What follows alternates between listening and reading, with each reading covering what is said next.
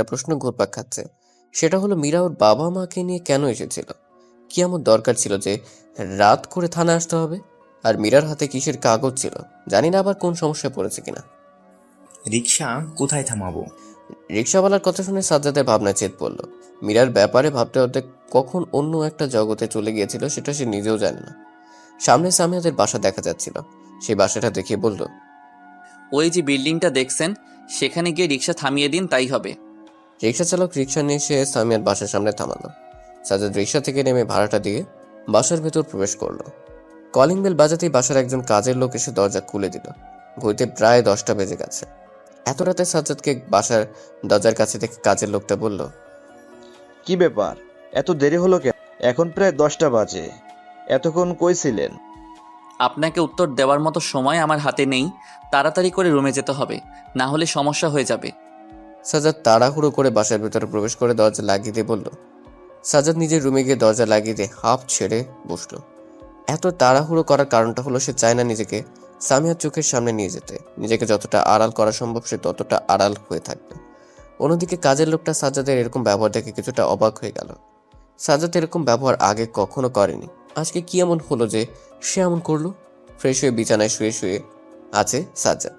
পায়ের জুতা জোড়া পড়ে আছে রুমের এক কোণে। গায়ে থাকা টি শার্টটাও খাটের কোণে ঝুলে আছে। প্রচন্ড ক্লান্ত মাখা শরীর নিয়ে ঘুমানোর চেষ্টা করছে, কিন্তু কিছুতেই ঘুম আসছে না।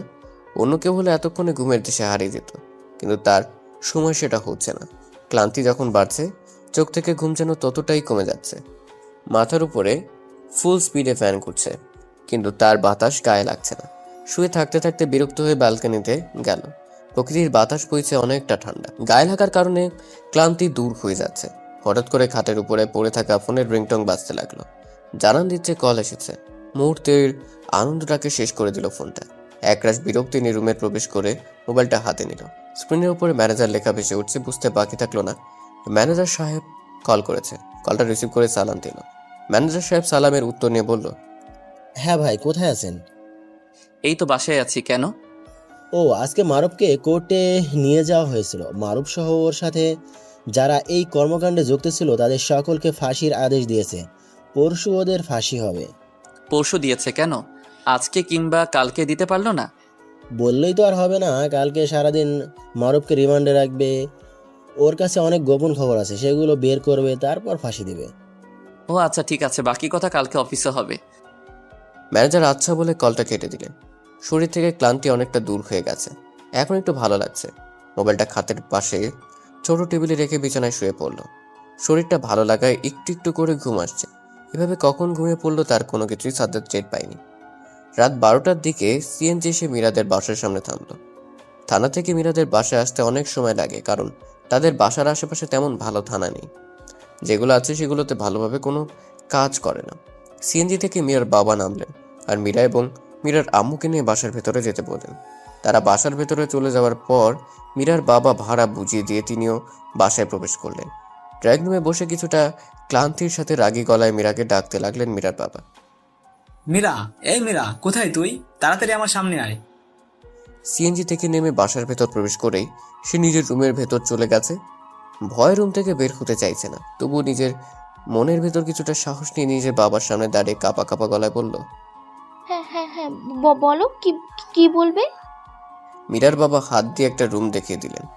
মীরা রুমের দিকে তাকিয়ে দেখল স্টোর রুম, যেখানে বাসার অপ্রয়োজনীয় জিনিস রাখা আছে। মীরাকে রুমটা ভেতরে যেতে বললেন। মীরা রুমটার ভেতর প্রবেশ করলো। মীরার বাবা বাইরে থেকে রুমের দরজা লাগিয়ে তালা দিয়ে বলল, আজকের রাতটা তুই স্টোর রুমে কাটাবি, কালকে সকালে তোকে নিজের রুমে পাঠিয়ে দেওয়া হবে। এটা বলে মীরার বাবা তালার চাবিটা নিজের পকেটে ঢুকে ঘুমানোর জন্য চলে গেলেন। মীরা স্টোর রুমের ভেতর থেকে অনেক অনুরোধ করছে দরজা খুলে দেওয়ার জন্য, কিন্তু কেউ অনুরোধ শুনতে পারলে কিছু করতে পারছে না। নিজের মেয়ে এত কষ্টে দেখেও মীরার আম্মু কিছু করতে পারছে না, কারণ সে ওনার স্বামীর উপর একটা কথা বলতে পারে না। মীরার বাবা আড়ালে গিয়ে মীরার জন্য নিজের চোখের জল ফেলছেন।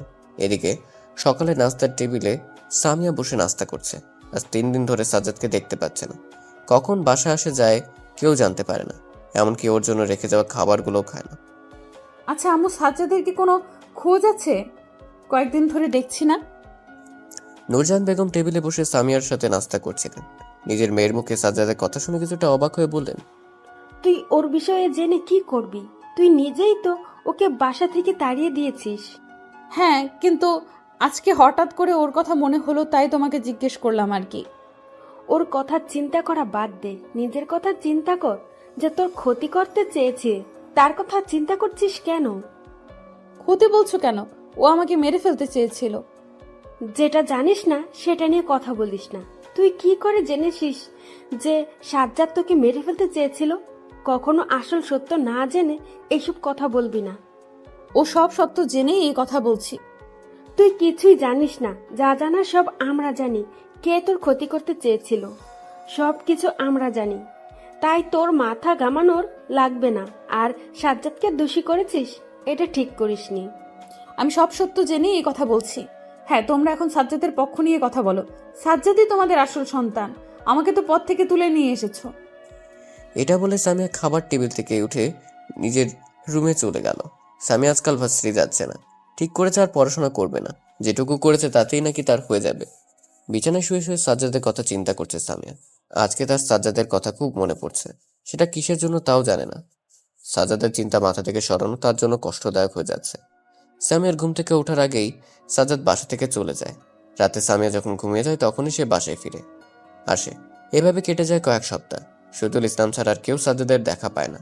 সে কখন বাসায় আসে, কখন যায়, কেউ টের পায় না। এমনকি তার জন্য রেখে দেওয়া খাবারটাও সে খায় না। একদিন রাতে সামিয়া নিজের ফোনে কাজ করছিল, এমন সময় ওর ফোনে একটা অচেনা নাম্বার থেকে কল আসে। প্রথম কয়েকবার কলটা রিসিভ না করলেও তৃতীয়বার কলটা রিসিভ করে কানে ধরে তখন ফোনের উপাস থেকে একজন বলে, আপনি কি বিজনেসম্যান শহীদুল ইসলামের মেয়ে সামিয়া? হ্যাঁ, কিন্তু আপনি কি? আপনি আমাকে চিনবেন না। আমি আপনাকে একটা জরুরি কথা বলার জন্য ফোন করেছি। হ্যাঁ বলুন, কি বলবেন? আমি বাকি কথাগুলো বলার আগে কলটা কেটে গেল। সামিয়ার জরুরি কথাটা শোনার জন্য নিজে কল ব্যাক করলো, কিন্তু নাম্বার বন্ধ বলছে। একবার বন্ধ বলার কারণে আর কল দিল না। মোবাইলটা বালিশের পাশে রেখে বালিশে মাথা দিয়ে ঘুমের দেশে হারিয়ে গেল। রাত 11টার দিকে সাজ্জাদ বাসায় প্রবেশ করলো। শহীদুল ইসলামের কাছ থেকে বাসার দরজার দ্বিতীয় চাবিটা নিয়েছে যেন রাতে আরামে বাসায় ঢুকতে পারে। নিজের রুমের বিছানায় শুয়ে আছে। কালকের মতো আজকেও শরীরটা অনেক ক্লান্ত। এভাবে কতদিন সামিয়ার থেকে নিজেকে লুকিয়ে রাখবে সেটা তার অজানা। সামিয়ার কথা ভাবতে ভাবতে ঠিক করলো এই বাসাতে থাকবে না, কালকেই বাসা খোঁজ শুরু করে দিবে। তার পক্ষে সামিয়ার কাছ থেকে নিজেকে লুকিয়ে রাখা সম্ভব হচ্ছে না। কালকে অফিসে গিয়ে শহীদুল ইসলামের সাথে কথা বলবে, তাকে সবকিছু বুঝিয়ে বলবে যে এভাবে তার বাসাতে থাকা যাচ্ছে না, বাসা ভাড়া থাকবে সে। ঘড়িতে রাত 11:37। নিজের বিষয় ভাবতে ভাবতে কখন এত সময় হয়ে গেছে এটা বুঝতে পারেনি। কালকে সকালে খুব তাড়াতাড়ি উঠতে হবে, তাই বেশি দেরি না করে ঘুমিয়ে গেল। পরের দিন সকালে বাসার কারো ঘুম থেকে ওঠার আগেই সাজ্জাদ ফ্রেশ হয়ে বেরিয়ে পড়ল। প্রায় 3-4 সপ্তাহ মতো হয়ে যাচ্ছে সাজ্জাদকে শহীদুল ইসলাম ছাড়া আর কেউ দেখেনি। রাস্তা দিয়ে হেঁটে হেঁটে অফিসে যাচ্ছে সাজ্জাদ। বাসা থেকে অফিস একটু দূরে, সময় কাটানোর জন্য হেঁটে হেঁটে যাচ্ছে। অফিসে পৌঁছানোর পর ক্যান্টিন থেকে নাস্তা করে নিয়ে শহীদুল ইসলামের জন্য অপেক্ষা করতে লাগলো।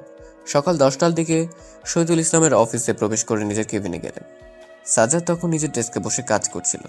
শহীদুল ইসলামকে দেখে কাজ বন্ধ করে দিয়ে শহীদুল ইসলামের কেবিন দরজার কাছে গিয়ে বলল, স্যার ভেতরে আসবো? শহীদুল ইসলাম ফাইলে একটা কাজ করছিলেন। সাজ্জাদের কথা শুনতে পেয়ে ফাইলের দিকে তাকিয়ে থেকেই বললেন, হ্যাঁ আসো। সাজ্জাদ ভেতরে প্রবেশ করে চেয়ারে বসে বলল, আপনার সাথে আমার জরুরি কিছু কথা আছে। হ্যাঁ বলো, কি জরুরি কথা? আমি আপনার বাসাতে থাকতে পারবো না, আমার অনেক অসুবিধা হচ্ছে। আমার বাসায় থাকবে না তাহলে কোথায় থাকবে? বাসা ভাড়া নিব। তোমার যা ইচ্ছে করো, তবে সেটা সামিয়ার বিয়ের পরে। আগামী মাসে সামিয়ার বিয়ে, তারপর সামিয়া ওর শ্বশুর বাড়ি চলে যাবে, তখন আরামে থাকতে পারবে। সামিয়ার বিয়ের কথা শুনে সাজ্জাদ অনেকটা অবাক হলো। আঙ্কেল, সামিয়ার বিয়ে কার সাথে ঠিক করেছেন? আমার মতোই একজন বিজনেস পার্টনারের ছেলের সাথে। তো বিয়ে কবে? আগামী মাসে। তো আপনার মেয়ের বিয়েতে আমি থেকে কি করব? কি করবে মানে? তুমি তো জানো আমার কোনো ছেলে নেই, তাই তুমি আমার ছেলে হয়ে বিয়ের সকল কাজ করবে। আমি যদি কোনো ঝামেলা করে ফেলি তাহলে? মন দিয়ে কাজ করলে ওইসব কিছুই হবে না। তবু আঙ্কেল একটু ভেবে দেখুন। হ্যাঁ অনেক ভেবেছি, সব কিছুর দায়িত্ব আমি তোমাকে দেব। ঠিক আছে আঙ্কেল, সব আপনার ইচ্ছে। এখন তাহলে আমি গেলাম। সাজ্জাদ কথাটা বলে কেবিন থেকে বের হয়ে এলো। নিজের ডেস্কে বসে সাজ্জাদ মনে মনে বলতে লাগলো, কি করতে গেলাম আর কি হয়ে গেল? ভেবেছিলাম নতুন বাসে উঠবো, কিন্তু সেটা তো হলোই না। উল্টো পুরো বিয়ের দায়িত্ব এসে পড়লো।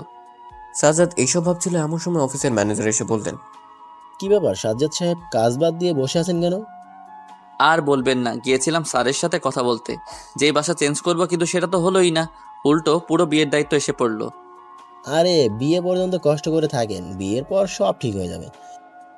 কথা তো সেটা নয়, এত বড় একটা বিয়ের দায়িত্ব কিভাবে ম্যানেজ করব এটা বুঝে উঠতে পারছি না।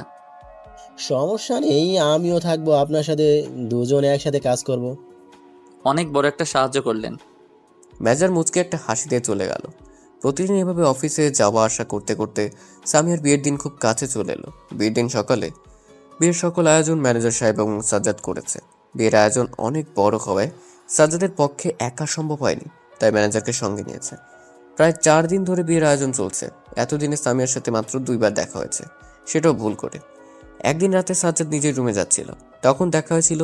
আর একদিন শহীদুল ইসলামের সাথে কথা বলছিল, এমন সময় দেখা হয়েছিল। আজকে সামিয়ার বিয়ের দিনও সাজ্জাদ সামিয়ার সামনে যাচ্ছে না। সামিয়াকে নিজের রুমে সাজানো হচ্ছে। একটু পর ছেলের বাড়ি থেকে লোক আসবে। বরের বাসার লোকজন নাকি রাস্তায় আছে। সামিয়াকে সাজানোর জন্য ওর কয়েকজন বান্ধবী এসেছে, ওদের মধ্যে ইরাও আছে। সাজানো শেষে ইরাকে নিয়ে এসে স্টেজে বসিয়ে দিল। বর আসার পর বিয়ের কাজ শুরু করা হবে, কিন্তু সময় চলে যাচ্ছে, বরের কোনো খবর পাওয়া যাচ্ছে না।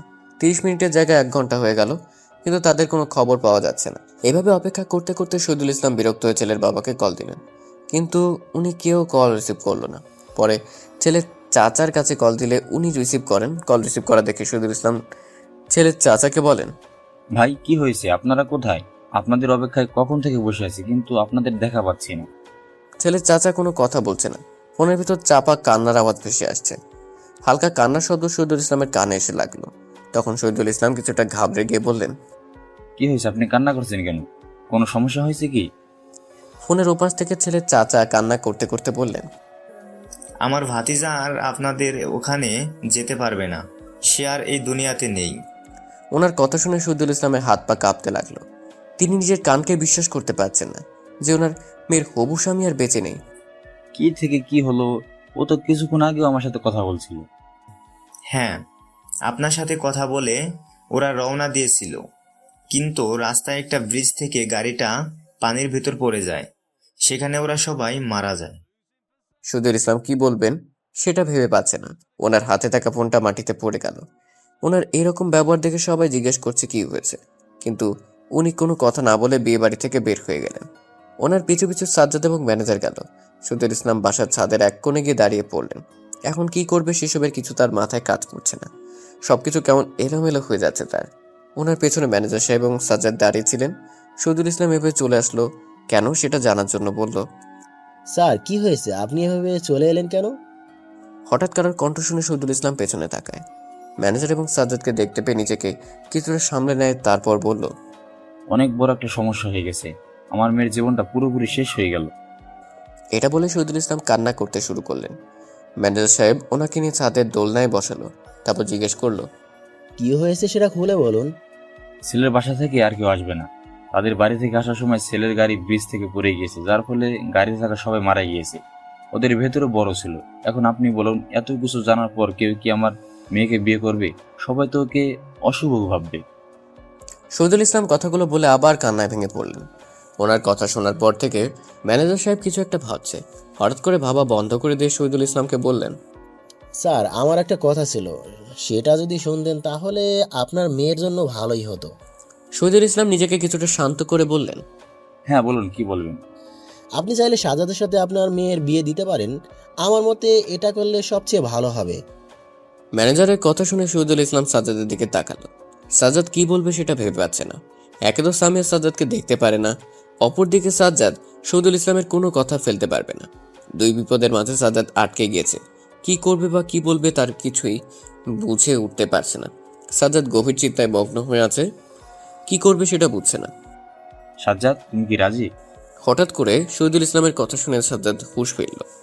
নিজেকে অন্য জগৎ থেকে ফিরিয়ে নিয়ে এসে বলল, আঙ্কেল, আপনি যেটা চাইছেন সেটা কিভাবে সম্ভব? আপনি ভালো করে জানেন সামিয়া আমাকে পছন্দ করে না, তবু আপনি এই কথা কেন বলছেন? সামিয়ার সাথে থাকতে থাকতে সে একাই তোমাকে পছন্দ করে ফেলবে। তোমাকে এসব নিয়ে ভাবা লাগবে না। না আঙ্কেল, আপনি যেটা বলছেন সেটা আমার দ্বারা সম্ভব না। দেখো বাবা, তুমি যদি রাজি না থাকো তাহলে আমার মান সম্মানে কি হবে একবার ভেবে দেখেছো? তুমি আমার মান সম্মানের কথা ভেবে রাজি হয়ে যাও। সাজ্জাদ কিছুক্ষণ ভেবে শহীদুল ইসলামকে বলল, ঠিক আছে, আপনি সামিয়ার সাথে কথা বলুন। সামিয়া যদি রাজি থাকে তাহলে আমিও রাজি আছি। শহীদুল ইসলাম আর দেরি না করে সামিয়াকে ছাদের উপরে ডেকে পাঠালেন। তার সব ঘটনা খুলে বললেন। শহীদুল ইসলাম যখন সাজ্জাদকে বিয়ে করার কথা বলেছিল তখন সামিয়া বলল, তোমার এই কথা রাখা আমার পক্ষে একটুও সম্ভব না। আমি ওর মতো কোনো বেঈমানকে বিয়ে করতে পারবো না। শহীদুল ইসলাম সামিয়ার কাছে গেলেন, তারপর 2 হাত দিয়ে নরম গলায় বললেন, তুই আমাকে এত লোকের সামনে অপমান হতে দেখতে চাস? তুই যদি সেই সব না চেয়ে থাকিস তাহলে সাজ্জাদকে বিয়েটা করে নি। কিন্তু আব্বু, সাজ্জাদ তো ভালো ছেলে নয়। তুমি তো জানো ও আমাকে মেরে ফেলার চেষ্টা করেছিল। তুই যেটা জানিস সেটা সম্পূর্ণ মিথ্যা। আসল কথা জানলে তুই নিজে সাজ্জাদের কাছে ক্ষমা চাইবি। আসল কথাটা কি? সেটা বলার মতো সময় আমার হাতে নেই। তুই বিয়েতে রাজি কি না এটা বল। নিজের বাবার সম্মান বাঁচানোর জন্য সামিয়া বিয়েতে হ্যাঁ বলে দিল। মনের ভেতর সাজ্জাদের জন্য কোনো ভালোবাসা নেই, যা আছে ঘৃণা। আগে যা পছন্দ করতো এখন সেটা করে না। ভয়েস মেসেজটা শোনার পর থেকে সাজ্জাদ কেমন যেন সুবিধা লাগে না। সামিয়ার ভাবে এই বুঝি আমার কোনো ক্ষতি করে ফেলবে। আলহামদুলিল্লাহ, তুই বিয়েতে রাজি হয়েছিস এটা শুনে আমি অনেক খুশি। তুই গিয়ে স্টেজে বসে থাক, আমি সাজ্জাদকে রেডি করে নিয়ে আসছি। সামিয়া সাজ্জাদের দিকে রাগি চোখে তাকালো। বড় বড় চোখ করে তাকিয়ে আছে, মনে হচ্ছে রীতিমতো আগুন পড়ছে। সাজ্জাদকে একা পেলে কাঁচা চিবিয়ে খেয়ে ফেলবে এমন অবস্থা। সাজ্জাদ ভয়ে সামিয়ার দিকে তাকাতেই পারছে না। নিচের দিকে মাথা নত করে তাকিয়ে আছে। সামনে থেকে চলে যাবে নাকি যাবে না বুঝতে পারছে না। আচমকা ম্যানেজার সাহেব এসে সাজ্জাদের ডান হাতে ধরলেন, সিট দিয়ে টানতে টানতে নিয়ে যেতে যেতে বললেন, ভাই তাড়াতাড়ি চলুন, মেহমানরা অনেকক্ষণ ধরে বসে আছে বিয়ে দেখার জন্য, তাদের আর অপেক্ষা করানো যাবে না। ম্যানেজারের ব্যবহার দেখে মনের ভিতর কিছুটা সাহস এলো। তাই ম্যানেজারকে সঙ্গে নিয়ে নিচে নিজের রুমে গিয়ে রেডি হওয়া শুরু করে দিল। কিরে মা, টানা রোদের ভেতর এভাবে দাঁড়িয়ে আছিস কেন? নিচে গিয়ে স্টেজে বস। কথা শুনে হুঁশ ফিরে সামিয়া এতক্ষণ সাজ্জাদের দিকে তাকিয়ে থাকার ফলে মস্তিষ্ক কাজ করা বন্ধ করে দিয়েছিল। ছাদের চারদিকে তাকিয়ে দেখলো সাজ্জাদ আছে কিনা। কোনো দিকেই তাকে দেখতে পাওয়া যাচ্ছে না। অনেকটা প্রশ্ন মাথায় নিয়ে শহীদুল ইসলামকে বলল, বাবা, সাজ্জাদ কোথায়? ছাদের কোথাও দেখতে পাচ্ছি না যে। সাজ্জাদ তো ম্যানেজারের সাথে নিচে গিয়েছে, তোর সামনে দিয়ে তো গেল, খেয়াল করিসনি? আমি অন্য কিছু চিন্তা করছিলাম, তাই বুঝতে পারিনি। ঠিক আছে, তোকে আর বুঝতে হবে না, চল স্টেজে, সবাই তোকে দেখার জন্য বসে আছে। সামিয়া শহীদুল ইসলামকে সাথে নিয়ে স্টেজের কাছে এলো। নিজের মেয়ে এবং স্বামীকে এতক্ষণ দেখতে না পেয়ে নূরজাহান বেগমের মন কেমন করছিল। এখন তাদের চোখের সামনে পেয়ে মনে একটা অদ্ভুত রকমের শান্তি এসেছে। মেয়েকে নিজের হাতে স্টেজে বসিয়ে দিয়ে শহীদুল ইসলামের কাছে গিয়ে জিজ্ঞেস করলেন, এতক্ষণ কোথায় ছিলে? তোমাদের কত খুঁজলাম কিন্তু পেলাম না। শহীদুল ইসলাম ওনার কথার জবাবে ওনাকে চুপ থাকতে বললেন। কোনো প্রশ্নের উত্তর দেওয়ার মতো তার মাথা প্রস্তুত নয়। কখন কি বলে ফেলবে সেটা সে জানে না। উল্টোপাল্টা কথা বলে ফেলবে, পরে সমস্যা হয়ে যাবে। শহীদুল ইসলাম নিজের মেয়ের হবু হাজবেন্ডের জন্য একটা শেরওয়ানি কিনেছিলেন। সেই শেরওয়ানি সাজ্জাদকে পরিয়ে দেওয়া হয়েছে। মুড খারাপ বানিয়ে শেরওয়ানি পরে বিছানায় বসে আছে সাজ্জাদ। ম্যানেজার সাহেব তাকে রেডি করানোর জন্য তাড়াহুড়ো করছেন। ম্যানেজার সাহেব, আপনি কি কাজটা ঠিক করেছেন?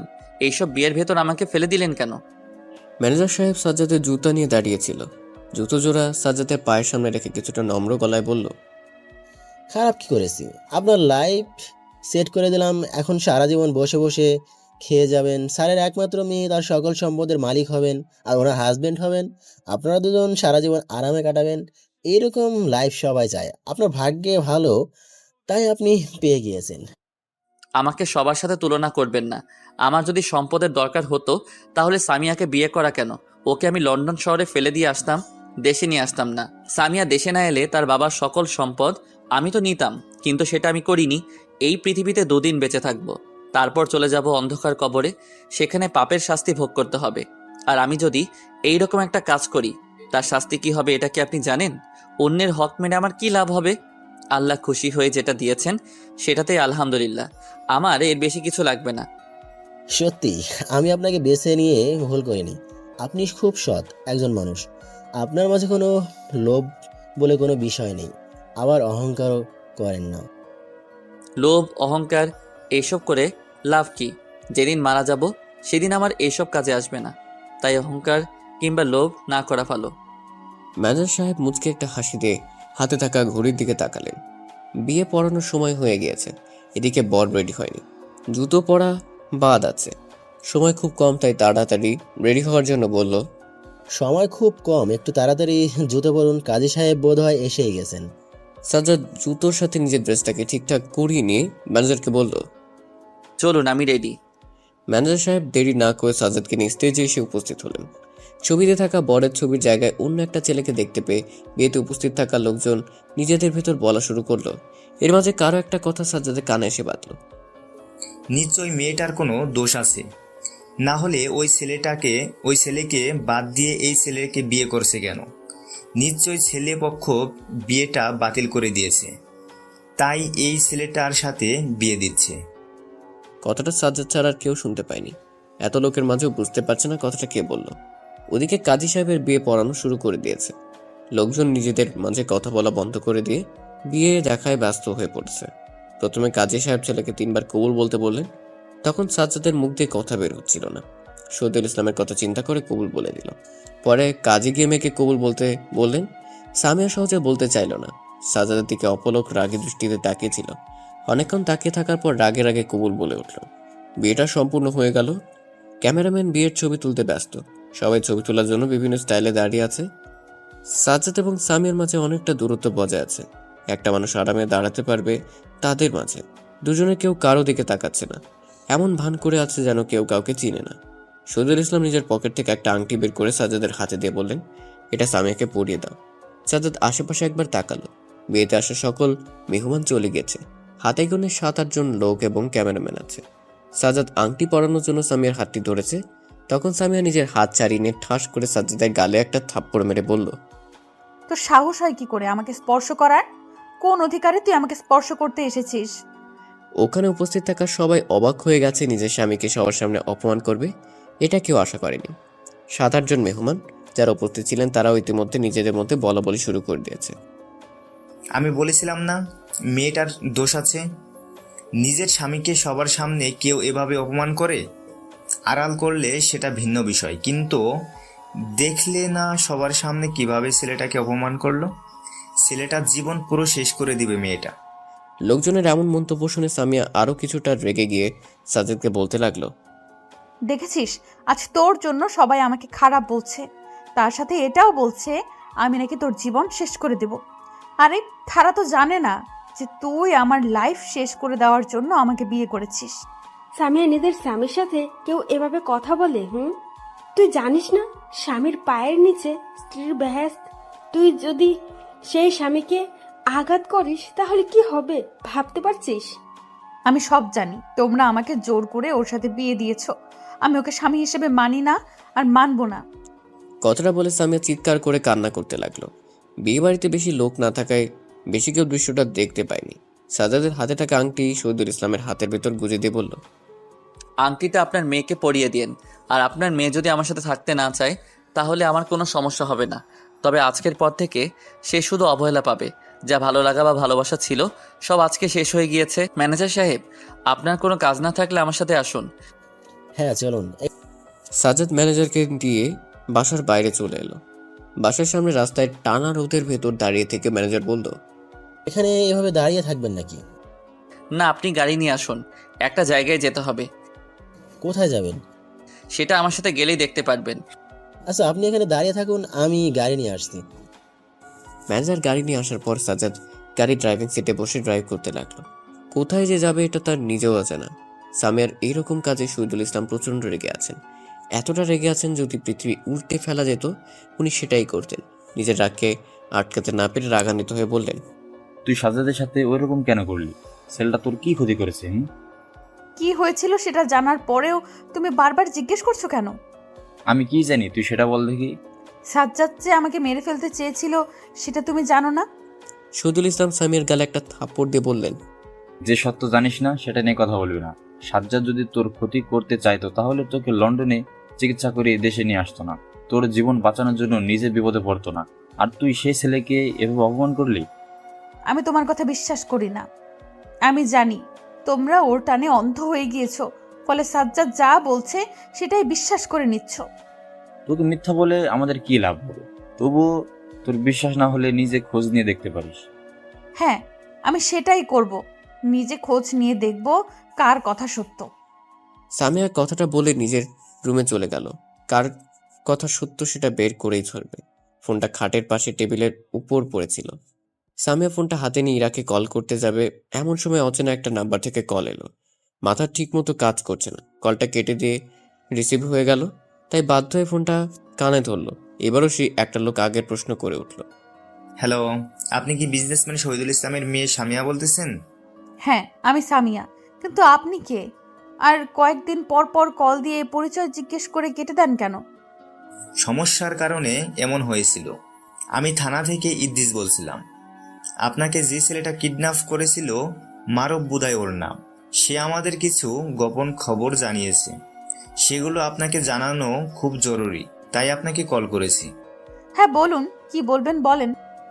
আমি আপনাকে কয়েকটা ভিডিও ক্লিপ পাঠাচ্ছি, আপনি সেগুলো দেখে নিলেই সব বুঝতে পারবেন। ঠিক আছে, আপনি পাঠান। ইদ্রিস আর কিছু না বলে কল কেটে দিল।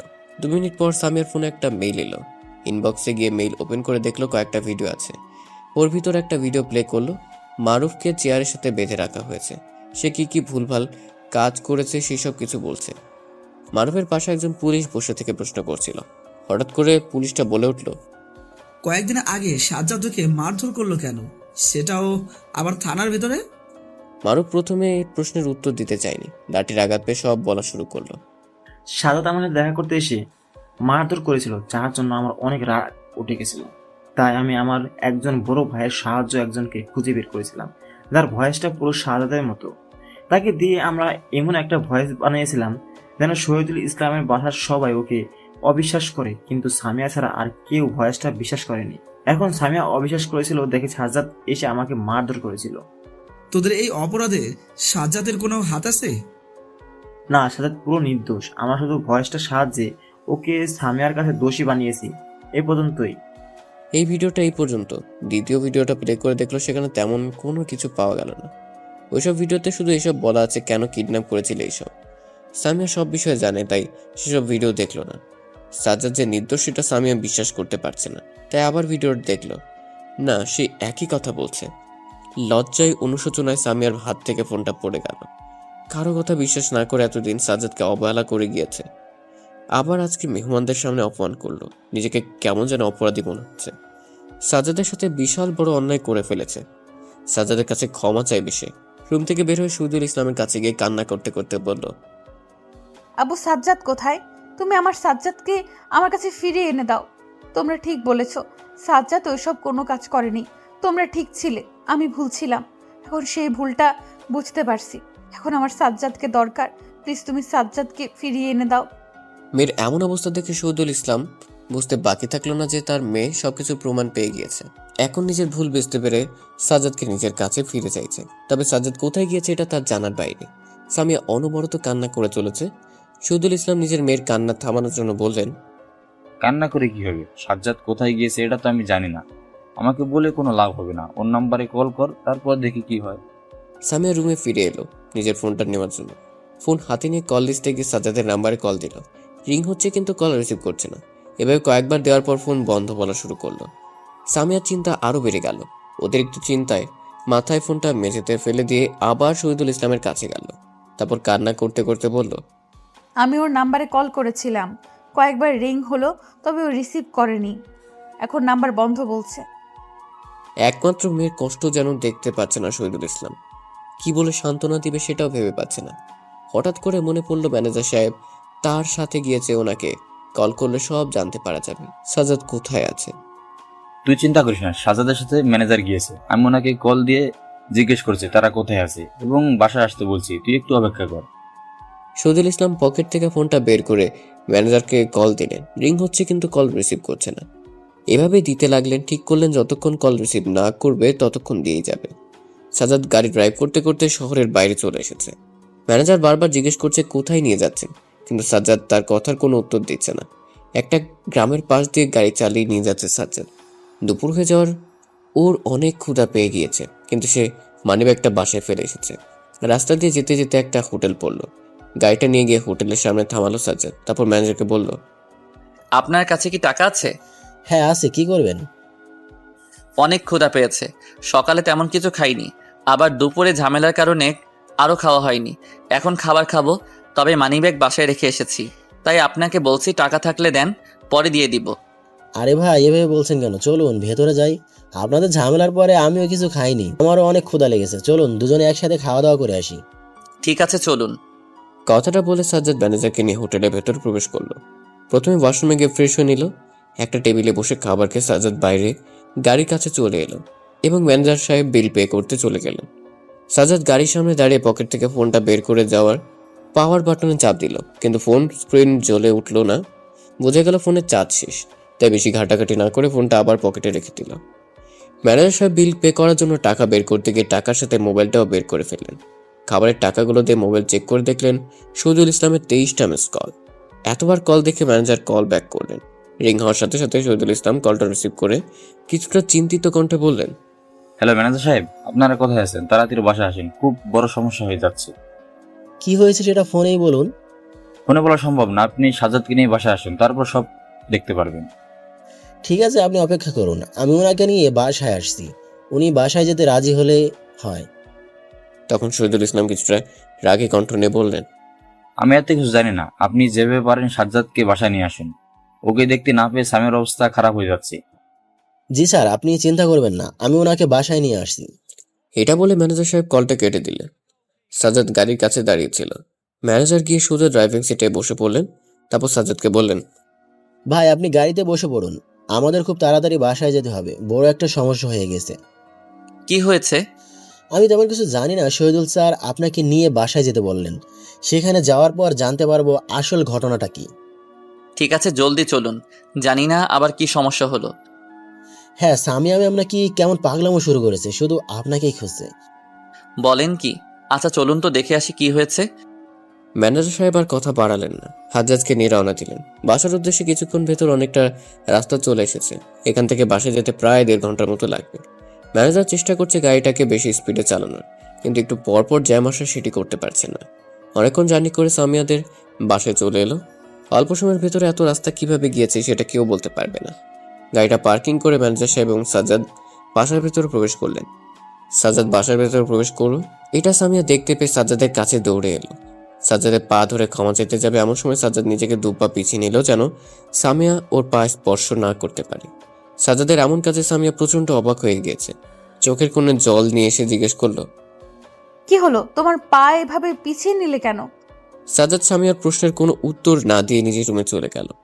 এমন ব্যবহারে বাসার সবাই অনেকটা অবাক হলো। সবাই ভাবে সামিয়াকে বোধহয় শাস্তি দিবে, কিন্তু সাজ্জাদ তার কিছুই না করে চুপচাপ নিজের রুমে চলে গেল। সামিয়া এখনো মেঝেতে বসে সাজ্জাদের যাওয়ার দিকে অপলকভাবে তাকিয়ে আছে। এটা দেখে শহীদুল ইসলাম বললেন, এভাবে বসে আছিস কেন? যা, সাজ্জাদের কাছে গিয়ে ক্ষমা চেয়ে আয়।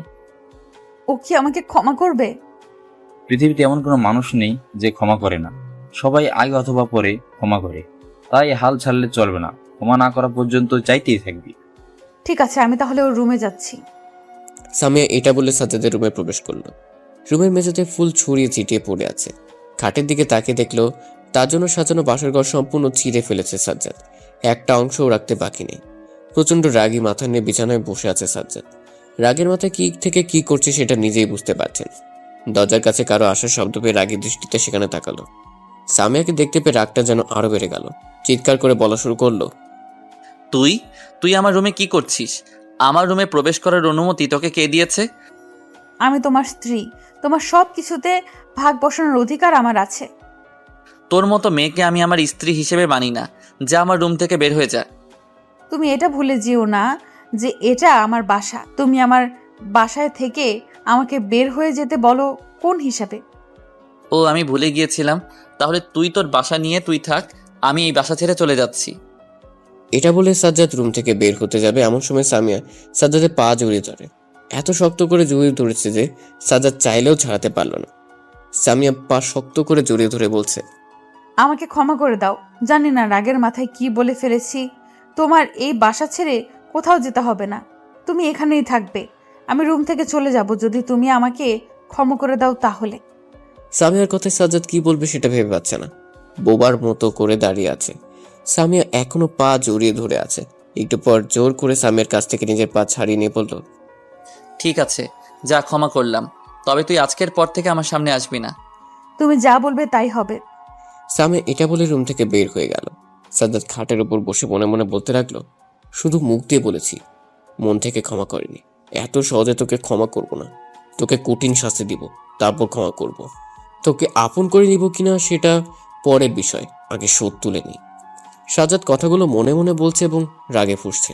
হঠাৎ করে কেউ দরজায় নক করলো। অসময়ে দরজায় নক পেয়ে সাজ্জাদ বলল, দরজার কাছে কে? দরজার ওপাশে ম্যানেজার সাহেব দাঁড়িয়েছিল। সাজ্জাদ তার পরিচয় জানতে চাওয়ার কারণে বললেন, আমি আপনার অফিসের ম্যানেজার বলছি, দরজা খুলুন, আপনার সাথে জরুরি কিছু কথা আছে। ম্যানেজার সাহেব এসেছেন দেখে সাজ্জাদ উঠে গিয়ে দরজা খুলে দিল। অন্য কেউ হলে দরজা খোলা তো দূরের কথা, তার ডাকের উত্তরই নিত না। ম্যানেজার ভেতরে প্রবেশ করলো, এবার দরজা লক করলো না, খোলা রেখেই ম্যানেজারের সাথে খাটের উপর বসলো। ঘরের মেঝেতে নানা রকমের ফুল পড়ে আছে। ম্যানেজারের সাথে ফুলগুলোর দিকে একবার চোখ বুলিয়ে নিয়ে কিছুটা নম্র কণ্ঠে বললেন, ফুল দিয়ে রুমের অবস্থা কি করেছেন? এত ফুল কোথায় পেলেন? রুমে এসে দেখি ফুলগুলো দিয়ে বাসর ঘর সাজানো আছে। এমনিতে রাগের মাথায় তার উপর বাসর ঘর, রাগটাকে নিয়ন্ত্রণ করতে না পেরে সব ছিঁড়ে ফেলেছি। আপনি এটা ঠিক করেননি। স্বামী আর কাজিনরা অনেক কষ্ট করে ঘরটা সাজিয়েছিল, কিন্তু আপনি সব কিছু নষ্ট করে দিলেন। ধ্যাত, ওইসব ফালতু কথা বাদ দিন। এদিকে আমার মনের অবস্থা ভালো না, সেদিকে খেয়াল না করে ফুল নিয়ে পড়ে আছেন। আপনার মনটা তো কিছুক্ষণ পরই ঠিক হয়ে যাবে, তাই এটা নিয়ে ভাবছি না। যে অপমান হয়েছি, এটাতে আমার মন ভালো হবার নয়। যত যাই বলেন না কেন, এখন স্বামী আমেমের উপর রেগে আছেন। আজকে অথবা কালকে দেখবেন এই রাগটা থাকবে না, সব রাগ ভালোবাসা হয়ে যাবে। আপনার এই কথাটা আমার বিশ্বাস হলো না। অপেক্ষা করুন, হয়ে যাবে। আর আপনাকে বলে যাই, স্বামী আমেমকে কষ্ট দিয়েন না, মেয়েটা এমনিতে অনেক কষ্টে আছে। কোথায় কষ্টে আছে? আমাকে দুঃখ দিয়ে সে খুব আনন্দে আছে। আপনি ভুল দেখছেন। সত্যটা জানার পর থেকে স্বামী আমেম খুব কষ্টে আছে। আপনি যদি তাকে ক্ষমা না করেন, তাহলে মেয়েটা কি করবে সেটা নিজেও জানে না। আমি এত সহজে ক্ষমা করব না। আমি যে পরিমাণ কষ্ট পেয়েছি তার কিছুটা হলেও তাকে দিব। যাই করেন, আপনার কষ্ট দেওয়া শেষে মেয়েটাকে মেনে নিন, না হলে সে কি করবে সেটা আমাদের অজানা। সাজ্জাদ ম্যানেজার সাহেবের কোনো কথা ফেলতে পারে না। তিনি যখন বললেন সামিয়াকে কষ্ট দেওয়ার মেনে নিতে, তখনই সাজ্জাদের মনে প্রশ্ন আসলো মেনে নিবে কি না। একটু ভাবনা চিন্তা করে ম্যানেজারকে বলল, আমি আপনার কোনো কথা ফেলতে পারি না, তাই এটাই ফেলতে পারলাম না। যান, সামিয়াকে নিজের করে নিব। ম্যানেজার সাহেব মুচকে একটা হাসি দিয়ে বললেন, আমি না বললে মেনে নিতেন না? সেটা এখন নয়, ওকে কষ্ট দেওয়ার পর ওকে ভালোবাসা কেমন আছে সেটা দেখে নিতাম। আপনি চিন্তা করবেন না, এখন সামিয়ার যা অবস্থা তাতে সে আপনার প্রতি ভালোবাসা কমবে না। সেটা সময় হলে বলে দিবে। হ্যাঁ হ্যাঁ হ্যাঁ, আচ্ছা থাকেন, আমি বাসায় চলে যাই। অনেকক্ষণ হলো এসেছি, বাসায় কিছু কাজ আছে, সেগুলো শেষ করে আগামীকাল আপনার সাথে দেখা করতে আসবো। আচ্ছা। ম্যানেজার সাহেব রুম থেকে বের হয়ে চলে গেলেন। তিনি সাজ্জাদের থেকে বয়সে বড় হলেও সাজ্জাদের সাথে বন্ধুর মতো ব্যবহার করেন, যেন তারা অনেক দিনের বন্ধু। তার অনেক কথা সাজ্জাদকে শেয়ার করেন, সাজ্জাদও তার কথাগুলো ম্যানেজারকে শেয়ার করেন। এই শহরে একমাত্র ম্যানেজার সাহেব ভালো জানে সাজ্জাদ ছেলেটা কেমন, ভালো নাকি খারাপ। সাজ্জাদ বিছানায় শুয়ে শুয়ে ভাবতে লাগলো সামিয়াকে কষ্ট দিবে নাকি দিবে না।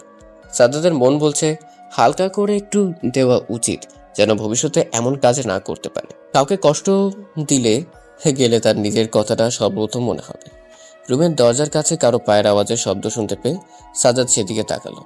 সামিয়া হাতে খাবার প্লেট নিয়ে সাজ্জাদের দিকে এগিয়ে আসছে। এখন সাজ্জাদ বলল, বাইরে প্রায় সন্ধ্যা হয়ে এসেছে, এমন সময় খাবারের প্লেট? তোমার জন্য খাবার নিয়ে এসেছিলাম, সেই দুপুর থেকে তো কিছুই খাওনি, তাই আমি তোমাকে নিজের হাতে খাওয়াবো বলে খাবারগুলো নিয়ে এলাম। খাবারগুলো দেখে সাজ্জাদের খেতে ইচ্ছা করছিল, কিন্তু পেট লোড হয়ে থাকায় খেতে পারবে না। সামিয়ার মুখ দেখেও মনে হচ্ছে সে সারাদিন কিছুই খায়নি। সাজ্জাদ মনে মনে বলল, এখন সামিয়াকে একটু কষ্ট দেওয়া যাক। সামিয়াকে কষ্ট দেওয়ার জন্য বলল, আমি খাবার খেয়ে এসেছি, তাই এখন কোনো খাবার খাবো না। তোমার খাওয়ার ইচ্ছে হলে তুমি খেতে পারো। তুমি না খেলে আমি কিভাবে খাবো? সেটা আমি বলবো কিভাবে? আমি এখন খাবো না। এগুলো নিয়ে যাও, আর তোমার মুখ দেখে তো মনে হচ্ছে কিছুই খাওনি। এক কাজ করো, খাবারগুলো তুমি খেয়ে নাও। সামিয়া কিছু না বলে খাবারগুলো নিয়ে রুম থেকে বেরিয়ে যেতে লাগলো। তখন সাজ্জাদ সামিয়াকে ডেকে বলল, খাবারগুলো নিয়ে এসে খাটের উপরে রাখো। ওর কথা মতো খাবারগুলো খাটের উপর রেখে দিল। তুমি খাওয়া শুরু করো। না, আমি খাবো না, আমি খেয়ে নিয়েছি। সাজ্জাদ বুঝতে পারলো সোজা আঙ্গুলে ঘি উঠবে না, আঙ্গুল বাঁকাতে হবে। সামিয়ার গাল ধরে মুখটা নিজের দিকে ঘুরিয়ে ঠাস করে একটা থাপ্পড় মেরে দিল সাজ্জাদ। থাপ্পড়কে সামিয়ার মুখটা হা হয়ে গেছে। সে কখনো ভাবতে পারেনি সাজ্জাদ তাকে এভাবে থাপ্পড় দেবে। সামিয়া চুপ হয়ে গেছে। সাজ্জাদ প্লেটের খাবারগুলো সামিয়ার হাতে তুলে দিয়ে বলল, এই মুহূর্তে সম্পূর্ণ প্লেটের খাবার শেষ করে আমার সামনে থেকে চলে যাবে। নিজে জেদ করে খাবে না, পরবর্তীতে অসুস্থ হলে আমাকে দোষারোপ করবে। সেটা আমি হতে দিব না। পুরো প্লেটের খাবার শেষ হওয়া চাই। সাজ্জাদের কথা শুনে সামিয়া খাবারগুলো খাওয়া শুরু করলো। সামিয়া খাচ্ছে, সাজ্জাদ সেটা তাকিয়ে দেখছে। হাজার কষ্ট দিক, দিন শেষে সামিয়ার তারই। তাকে যত্নের সাথে কষ্ট দিবে, অযত্নের সাথে দিলে খুব খারাপ দেখাবে। তাকে যে কষ্ট দিবে এটা শুধু তাদের দুজনের ভেতরে সীমাবদ্ধ থাকবে, বাইরের কেউ জানবে না। এমনি ম্যানেজার সাহেবও না। সামিয়া অর্ধেক খাবার শেষ করে বলল, আমি তো খেলাম, তুমি খাবে না? আমাকে কি কখনো এই বাসার খাবার খেতে দেখেছো? আমি বাইরের খাবার খাই, এটা জানো না? হ্যাঁ, তবে আজকে থেকে আর খাবো না। আমি নিজ হাতে তোমার জন্য রান্না করব, তুমি সেগুলো খাবে। বলার জন্য ধন্যবাদ, কিন্তু আমি তোমার হাতের কোনো খাবার খেতে পারবো না। কেন? আমি তো খারাপ রান্না করি না। আমি সেটা বলিনি। আমার মতো নির্লজ্জ ছেলেকে নিজের হাতে খাওয়ানোর কোনো দরকার নেই। তুমি এখনো সেই আগের কথা নিয়ে পড়ে আছো? আমি তো তোমাকে বললাম আমি না জেনে কাজটা করে ফেলেছি, এরপর থেকে এমন ভুল হবে না। তবু তুমি এমন করছো। তুমি ভুল করেছো। ভুলের শাস্তি হিসেবে আমার থেকে দূরে দূরে থাকবে, আর খাবার শেষ করে বিদায় হও। আমি আর খাবো না। সামিয়া এটা বলে খাবার প্লেট রেখে উঠে যাবে, এমন সময় সাজ্জাদ বলল, এইরকম করলে কিন্তু কানের নিচে দিব একটা। চুপচাপ খাবার খেয়ে বেরিয়ে যাও। সাজ্জাদের কথা শুনে সামিয়া অনেকটা ভয় পেল। এটা দেখে সাজ্জাদ মনে মনে বলল, এইরকম কথা না শুনলে মায়ের কথা বলবো, ব্যাস আমার কথাগুলো আরামে শুনে যাবে। সামিয়া খাবার শেষ করে সাজ্জাদকে বলল, রুম থেকে বের হও, রুমটা পরিষ্কার করতে হবে, অনেক ময়লা জমে গেছে রুমের ভেতরে। সাজ্জাদ রুম থেকে বেরিয়ে বাসার ছাদে চলে গেল। সন্ধ্যা প্রায় শেষ, চারিদিকে অন্ধকার হতে শুরু করে দিয়েছে। ছাদের এক কোণে সাজ্জাদ দাঁড়িয়ে পাখিদের চলে যাওয়া দেখছে। সাজ্জাদ, তোমার সাথে আমার কিছু জরুরি কথা আছে। হঠাৎ করে কারো কণ্ঠ পেয়ে পেছনে তাকায় সাজ্জাদ, দেখলো শহীদুল ইসলাম দাঁড়িয়ে আছে। ওনাকে দেখে সাজ্জাদ নিজেকে কিছুটা সামনে নিয়ে বলল, হ্যাঁ আঙ্কেল, বলুন কি বলবেন। এখন আমাকে আঙ্কেল না বলে শ্বশুর বললে খুশি হব। সাজ্জাদ কিছুটা লজ্জা পেয়ে বলল, আমি ওসব বলে ডাকতে পারবো না, আমার কাছে আঙ্কেল ডাকটাই ঠিক আছে। ঠিক আছে, তোমার যা ইচ্ছে। তোমাকে যেটা বলার জন্য এসেছি, সামিয়ার সাথে সব ঝামেলা ক্লিয়ার হয়েছে কি? সাজ্জাদ আটকে গেল, কি বলবে সেটা বুঝতে পারছে না। সামিয়ার সাথে কোনো কিছুই ক্লিয়ার হয়নি, তবে এটা ওনাকে বলা যাবে না, বললে মন খারাপ করবে। তাই মিথ্যে একটা কথা সাজিয়ে বলল, হ্যাঁ আঙ্কেল, সব ক্লিয়ার হয়ে গিয়েছে। আচ্ছা, তোমার কাছে অনুরোধ, আমার মেয়েকে কখনো কষ্ট দিও না, ওর কষ্ট আমি দেখতে পারি না। আঙ্কেল আপনি চিন্তা করবেন না, আমার সামর্থ্য অনুযায়ী আপনার মেয়েকে ভালো রাখার চেষ্টা করব। হ্যাঁ, আরেকটা কথা বলার জন্য এখানে এসেছি, সেটা হলো আমি আমার পুরো কোম্পানির দায়িত্ব তোমাকে দিতে চাই। এই বিষয়ে তুমি কি বলো? প্লিজ আঙ্কেল, আমাকে এসব দায়িত্ব দিবেন না। আমি আগে যেমন ছিলাম এখনও তেমন থাকতে চাই। আমি বিয়ের আগেও একজন সাধারণ কর্মচারী ছিলাম, বিয়ের পরেও থাকবো। তাই এইসব বিষয়ে আমাকে না টানলে ভালো হবে। তুমি একবার ভেবে দেখো। কোনো কিছু দায়িত্ব নেওয়ার বিষয়ে আমার দ্বিতীয়বার ভাবা লাগে না, তাই এই বিষয়েও লাগবে না। ঠিক আছে, তুমি যেহেতু বলছো, তাহলে কোম্পানি আমি দেখাশোনা করি। সেই বিষয়ে আমি কিছু জানি না। আর রাত হয়ে আসছে, নিচে চলুন, রাত করে ছাদে থাকা ভালো না। হ্যাঁ চলো। সাজ্জাদ শহীদুল ইসলামের সাথে ছাদ থেকে নিচে নেমে এলেন। সারা বাসার কোথাও সামিয়াকে দেখতে পাওয়া যাচ্ছে না। কোথায় আছে সেটা সামিয়া নিজে ভালো জানে। সাজ্জাদ নিজের রুমের সামনে গেল। দরজার কাছে সামিয়ার একজন কাজিন দাঁড়িয়ে আছে। সাজ্জাদ ওকে পাত্তা না দিয়ে দরজা খুলতে যাবে, এমন সময় সামিয়ার কাজিন হাত ধরে বলল, ভাইয়া, রাত 10টার আগে রুমে যেতে পারবে না। রুমের ভেতরে জরুরি কিছু কাজ আছে, সেগুলো শেষ না হওয়া পর্যন্ত রুমের দরজা বন্ধ থাকবে। আমি রুমের ভেতর কোনো প্রকার কাজ করতে দিব না। তাড়াতাড়ি করে রুমের দরজা খুলতে বলো। এখানে আপনার রাগের কোনো মূল্য পাবে না। আপনি বরং সামিয়া আপুর রুমে চলে যান, যে সেখানে গিয়ে বিশ্রাম করুন। আপনার রুমে কাজ শেষ হলে এই রুমে ফিরে আসিয়েন। তোমরা রুমের ভিতর করছো কি?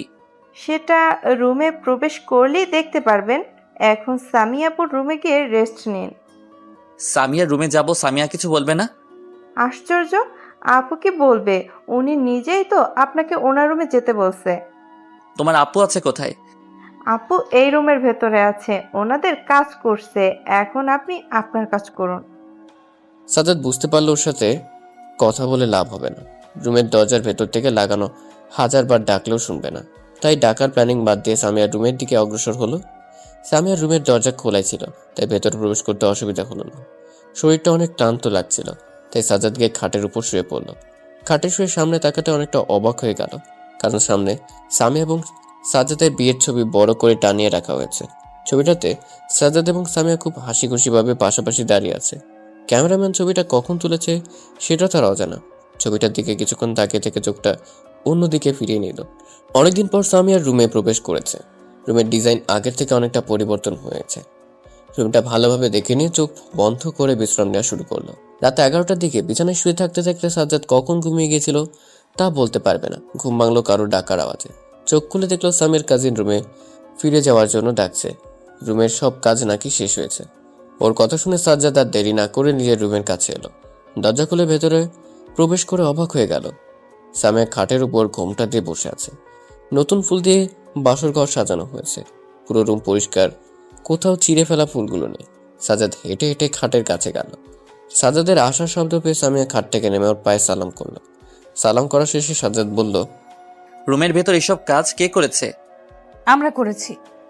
তোমাদের করার অনুমতি দিয়েছে কে? এসবের অনুমতি লাগে না। এটা নিয়ে আর কথা বাড়িও না। টেবিলের ওপর খাবার রাখা আছে, সেগুলো খেয়ে নাও। এই রাতে খাবার খাওয়ার কোনো ইচ্ছে নেই আমার। অনেক ঘুম পেয়েছে, আমি ঘুমাবো। কথাটা বলে সাজ্জাদ খাটের উপর শুয়ে পড়ল। সামিয়া খাটে উঠতে যাবে এমন সময় সাজ্জাদ বলল, তুমি খাটে উঠছো কেন? সামিয়া অনেকটা অবাক হলো। অবাক দৃষ্টি নিয়ে উত্তর দিল, তাহলে কি করব? আমি তোমার সাথে ঘুমাবো, তাই খাটে উঠছি। আমি তোমার সাথে ঘুমাবো না, তুমি নিচে গিয়ে ঘুমাও। নিচে ঘুমাবো কেন? এত প্রশ্নের উত্তর দিতে পারবো না। তোমাকে নিচে যেতে বলছি, তুমি নিচে যাও। তোমার সাথে এক বিছানায় ঘুমাতে পারবো না। কেন পারবে না? আমাদের তো বিয়ে হয়েছে। তাতে কি হয়েছে? আমি তোমাকে স্ত্রী হিসেবে মানি না, তাই তোমার সাথে এক বিছানায় থাকতে পারবো না?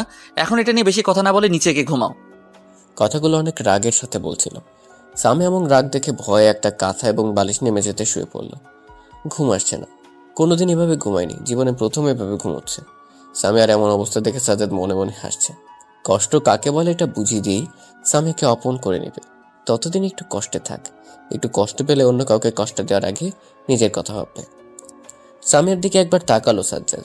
চোখ বন্ধ করে শুয়ে আছে। ঘুমিয়ে আছে কিনা বুঝতে পারল না। সামিয়া ঘুমিয়ে গিয়েছো নাকি? সামিয়া চোখ বন্ধ রেখে উত্তর দিল, এখনো ঘুমাইনি। কি বলবে সেটা বলে ফেলো। আমাদের মাঝে যে কিছু নেই এটা যেন বাইরের কেউ জানতে না পারে। সবার সামনে এমন ব্যবহার করবে যেন সবাই ভাবে আমরা খুব সুখে আছি। সামিয়া চোখ বন্ধ করে শুয়ে আছে। এই কথাটা শুনেই চোখ খুলল। তারপর বসে সাজ্জাদের একটা হাত ধরে বলল, তুমি কি আমাকে সারা জীবন এইভাবেই রাখবে? এভাবে কষ্টে থাকলে আমি মরে যাব। তোমার অবহেলা আমি দেখতে পারছি না, খুব খারাপ লাগছে। সাজ্জাদ সামিয়ার কাছ থেকে হাতটা ছাড়িয়ে নিয়ে বলল, কি করবো সেটা জানি না, সময় হলে সবকিছু দেখতে পারবে। এখন চুপচাপ ঘুমিয়ে পড়ো। সামিয়া কিছু না বলে ঘুমিয়ে গেল। সাজ্জাদও বিছানায় শুয়ে শুয়ে ভাবতে লাগলো, মেয়েটাকে বেশি কষ্ট দেওয়া যাবে না। বেশি দেওয়ার ফলে হারিয়ে ফেললে আমার জন্য সমস্যা হয়ে যাবে। এমনিতেই বুঝতে পারছি সত্যটা জানার পর থেকে মেয়েটা আমার জন্য পাগল হয়ে গিয়েছে। আমার কেমন যেন ওর পাগলামিগুলো ভালো লাগছে। এইসব কথা বলতে বলতে চোখটা ঘড়ির দিকে আটকে গেল। রাত 12টা বাজতে কয়েক মিনিট বাকি আছে। আবার সকালে অফিস আছে, তাই বেশি দেরি না করে ঘুমিয়ে গেল। ওদিকে মীরাকে নিজের রুমের ভেতর দরজা বন্দি করে আটকে রাখা হয়েছে। সেদিন স্টোর রুম সারা রাত আটকে রেখে পরের দিন তার নিজের রুমে নিয়ে রাখা হয়েছে। মীরার বাবা মা খুব চিন্তায় আছে নিজের মেয়েকে নিয়ে। কি থেকে কি করবে তারা কিছুই বুঝে উঠতে পারছে না। ঘড়িতে রাত 12টা বেজে গেছে, অথচ তাদের কারো চোখে ঘুম নেই, শুধুমাত্র তাদের মেয়ের কথা ভেবে। এইভাবে আর কত চিন্তা করবে? এখন অন্তত ঘুমিয়ে পড়ো। ঘুম আসতে না। আজকে সাজ্জাদের কথা খুব মনে পড়ছে। আমার মনে হচ্ছে সাজ্জাদ কিছুই করেনি, যা করার তোমার মেয়েই করেছে। তুমি আমাকে সাজ্জাদের পক্ষ নিয়ে কথা বলছো কেন? জানে না, হঠাৎ করে ওর কথা মনে হতে শুরু করে দিয়েছে। ওর কথা চিন্তা করতে হবে না। কালকে তোমার মেয়ের কাছ থেকে শুনে নিও কি হয়েছে। ঠিক করেছি, আর এই শহরে থাকবো না। আমাদের অফিসের শাখায় ট্রান্সফার হয়ে চলে যাব, যেখানে মীরাকে কেউ চিনবে না, এমন জায়গা। সেটাই ভালো হবে। কোথায় যাবে তুমি? দেখি কালকে অফিসের ম্যানেজারের সাথে কথা বলি। এই শহরের পাশে নাকি তাদের আরেকটা শাখা আছে, সেখানে চলে গেলেই হবে।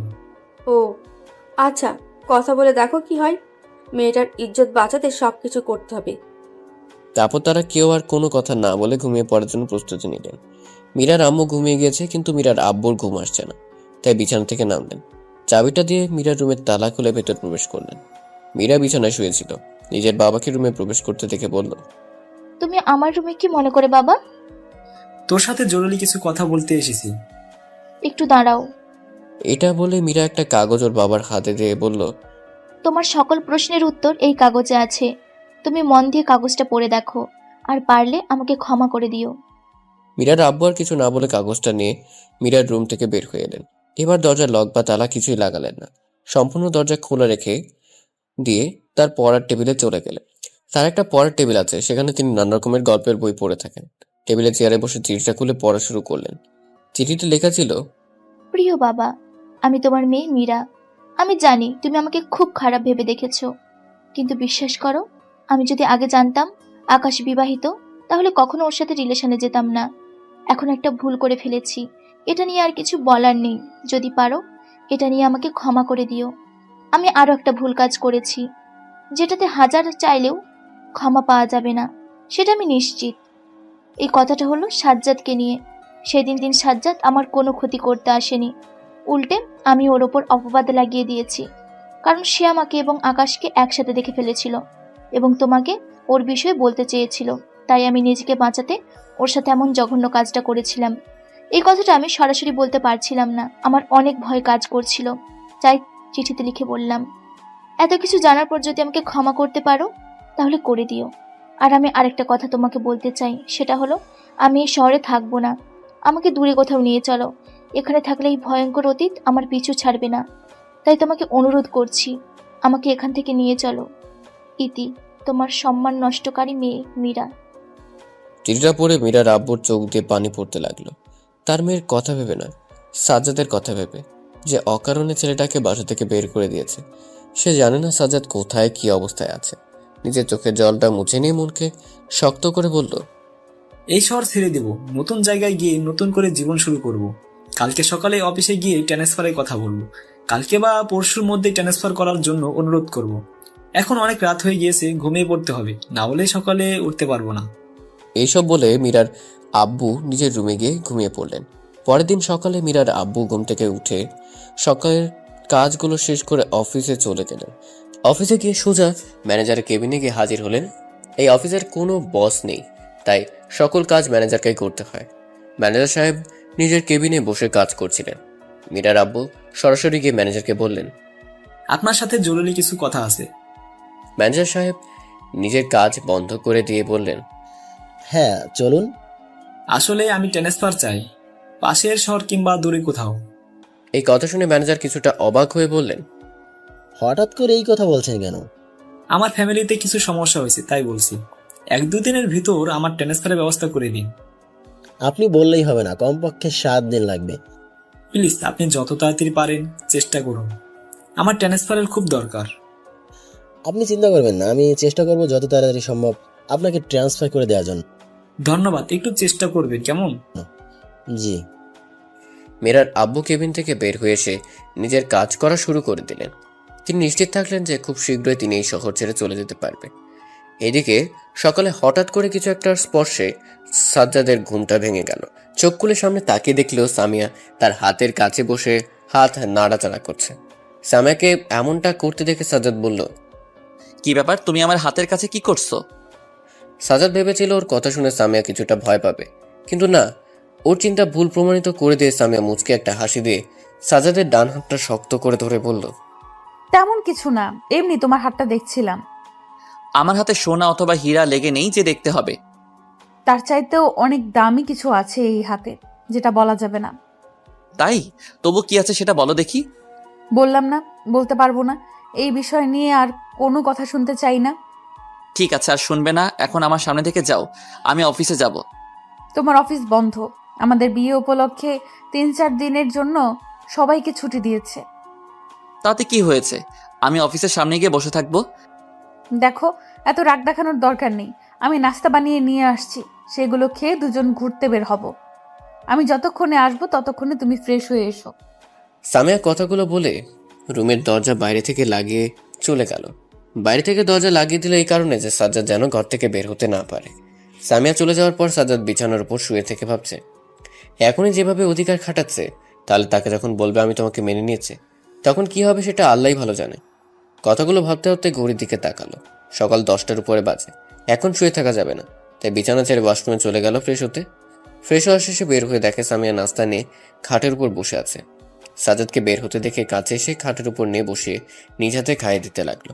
প্রথমে সাজ্জাদ খেতে চাইল না, কিন্তু জোর করার কারণে খেতে বাধ্য হলো। খাওয়া দাওয়া পর্ব শেষ করে সামিয়া আলমারি থেকে একটা টি শার্ট এবং প্যান্ট বের করে সাজ্জাদের হাতে দিয়ে বলল, এগুলো পরে নাও, আজকে তুমি আমাকে নিয়ে সারা দিন শহর ঘুরবে।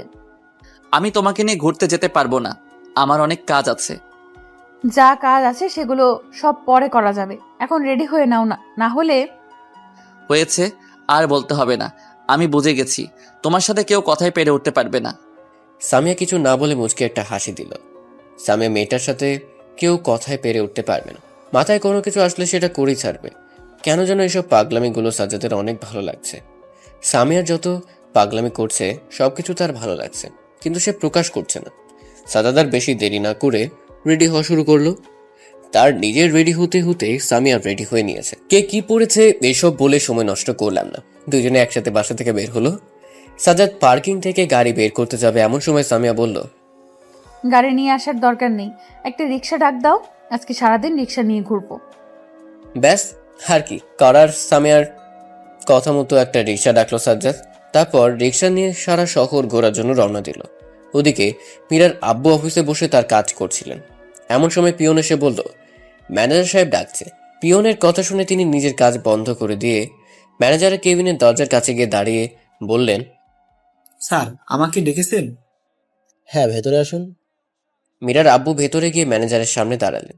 ম্যানেজার সাহেব ইশারায় একটা চেয়ার দেখিয়ে বললেন, বসুন। হাতে একটা লেটারটা মীরার আব্বুর হাতে ধরিয়ে দিয়ে বললেন, আপনার কথা মতো আমি স্যারের সাথে কথা বলে ট্রান্সফার লেটারের ব্যবস্থা করেছি। আপনাকে আমাদের পাশের শহরে প্রধান শাখায় ট্রান্সফার করা হয়েছে। আপনাকে যে কাজটা দিলাম সেখানে আপনার বেতন এবং ট্রান্সফার লেটার আছে। আজকে 28 তারিখ, আপনি 1 তারিখ থেকে অফিসে জয়েন করতে পারেন। আপনার কথা ভেবে লেটারটা প্রথম দিনেই দিয়ে দিলাম, অন্য কেউ হলে 2 মাসের আগে দিত না।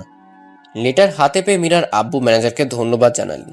তারপর কেবিন ত্যাগ করে অফিসের সকল কর্মীর সাথে কথাবার্তা বলে নিজের জিনিসগুলো নিয়ে বাসায় চলে এলেন। বাসায় এসে সবকিছু গুছিয়ে নিলেন। তারা কালকে সকাল এখান থেকে চলে যাবে। এদিকে বিকেল হয়ে গেছে, তবুও সামিয়া বাসায় যেতে চাইছে না।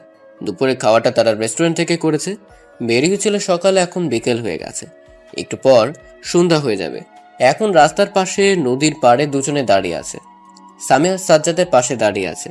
সামিয়া সাজ্জাদের হাত ধরতে খুব ইচ্ছে করছে, কিন্তু সাহস পাচ্ছে না। অনেক চেষ্টার পর এক বুক সাহস নিয়ে সাজ্জাদের হাতটা ধরলো। মনে মনে ভেবেছিল সাজ্জাদ কিছু বলবে না, কিন্তু হ্যাঁ, সাজ্জাদ নিজের হাতটা সামিয়ার থেকে ছাড়িয়ে নিল।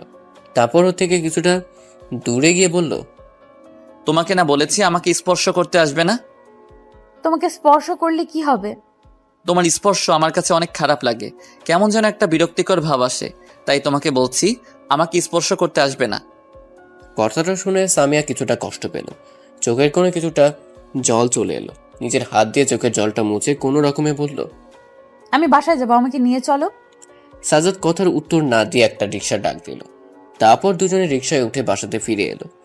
রিক্সায় বসা অবস্থায় থাকার সময় দুজনের মাঝে অনেকটা ফাঁকা আছে, যার জন্য কেউ কাউকে স্পর্শ করেনি। তবে মাঝে মধ্যে ভুলে একটু একটু লেগে গিয়েছিল। রাতে ঘুমানোর সময় সাজ্জাদ একটা বিষয় খেয়াল করলো, বাইরে থেকে আসার পর সামিয়া কোনো প্রকার কথা বলছে না, সবসময় চুপচাপ থাকছে। কথা কম বললেই এটা সাজ্জাদের জন্য খুব ভালো। আজকে বলতেও হয়নি যে নিচে ঘুমোতে, সে নিজের ইচ্ছেতেই নিচে গিয়ে ঘুমিয়েছে। সামিয়ার এমন কষ্ট দেখে সাজ্জাদ মনে মনে বলল, আর কয়েকদিন অপেক্ষা করো, তারপর তোমার কষ্টগুলো ভুলিয়ে দিব।